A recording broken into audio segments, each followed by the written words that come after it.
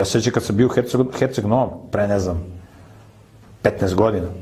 Ja legao da spavam, brate, ne znam koliko ujutru bilo sati. Bam, bam, bam, bam. Razumeš, crkva neka, ovaj lupa u zvono. Znači, probudio me, brate.